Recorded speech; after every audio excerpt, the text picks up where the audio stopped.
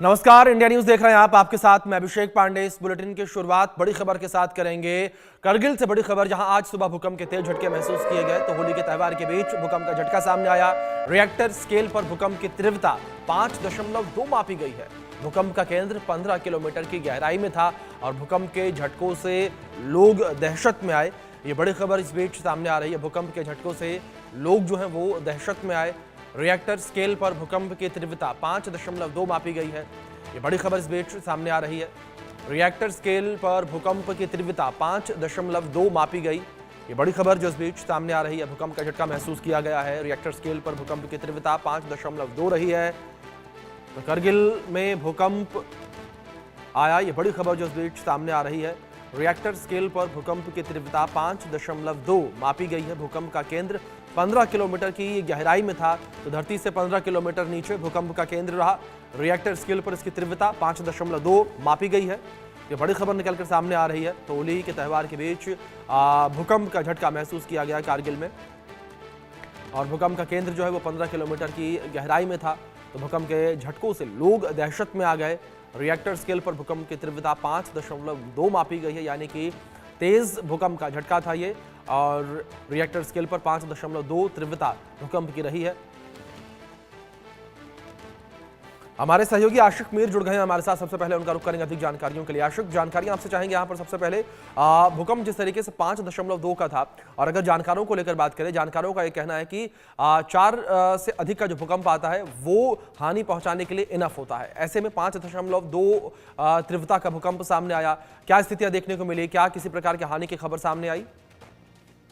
देखिए अभिषेक, बिल्कुल 3 बजे की ये वारदात है आज सुबह की, जब भूकंप के झटके करगिल के साथ साथ उत्तरी कश्मीर के इलाकों में भी महसूस किए गए। हालांकि इस भूकंप के झटकों की वजह से किसी भी जानी नुकसान की कोई खबरें नहीं है, लेकिन कई एक इलाकों में जो मकान है उनके दीवारों में शिदाब पड़े हैं, कई जगहों पर दरारें पड़ी है और सड़कें भी कई जगहों पर जो है वो ढह गई है इन भूकंप के झटकों की वजह से।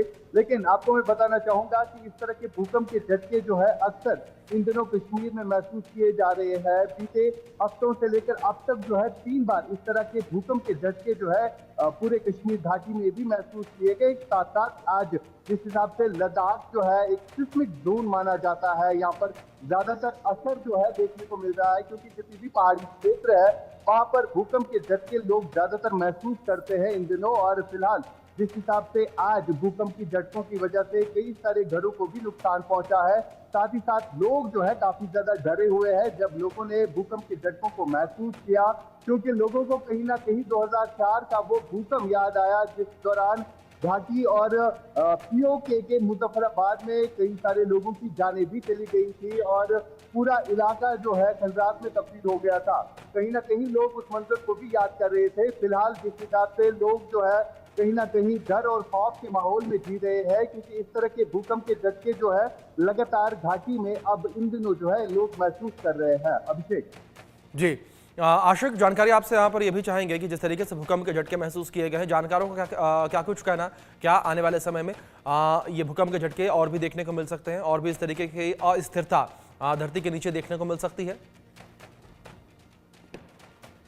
हम देख रहे हैं बीते कुछ महीनों से लगातार इस तरह भूकंप के झटके जो है खासतौर पर उत्तरी कश्मीर के इलाकों में लोग जो है महसूस कर रहे हैं। और आज जब रात का समय था और लगभग 3 बजे का वक्त था जिस वक्त ये भूकंप के झटके जो है लोगों ने महसूस किए और लोग जो है घरों से बाहर निकले, लोग डरे हुए थे, सहम रहे थे। और अब जिस हिसाब से सूरत हाल बना हुआ है, पूरे हफ्ते में लगभग 3 बार इस तरह के भूकंप के झटके जो है लोग महसूस कर रहे हैं। और इस साल की अगर हम बात करें तो इस साल से लेकर अब तक जो है लोगों ने कई बार भूकंप के झटकों को महसूस किया।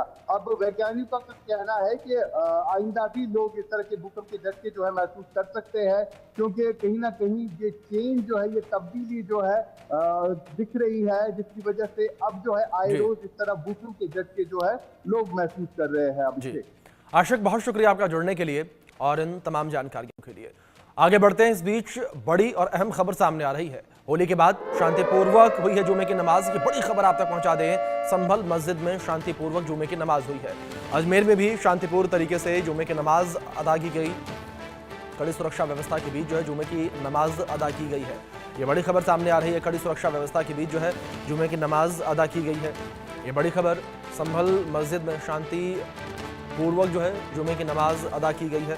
तो लगातार पुलिस प्रशासन जो है वो अलर्ट मोड पर था। जिस तरीके की स्थितियां बनी हुई थी और होली के अवसर पर जुमे की नमाज को लेकर पुलिस की टीम लगातार मुस्तैद नजर आ रही थी।